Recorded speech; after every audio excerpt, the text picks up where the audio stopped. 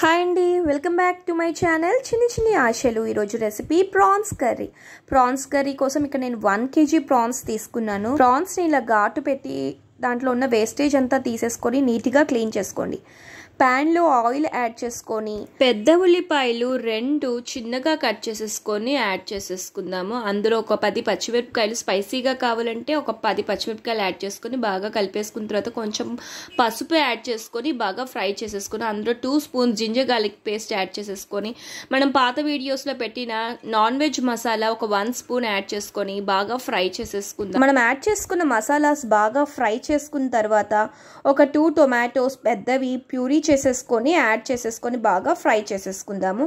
అందులోకి 2 table spoons salt add చేసేసుకొని కారం ఒక 3 స్పూన్స్ యాడ్ చేసుకొని అందులో గరం మసాలా ఒక 1 స్పూన్ యాడ్ చేసుకొని బాగా ఫ్రై చేసేసుకుందాము.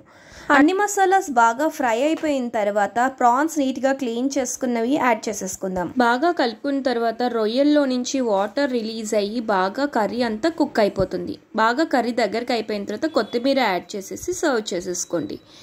చాలా టేస్టీగా ఉన్న ప్రాన్స్ కర్రీ రెడీ అయిపోయింది. మీరు కూడా ట్రై చేసి ప్రాన్స్ కర్రీ ఎలా కుదిరిందో నాకు కామెంట్ చేసి చెప్పండి.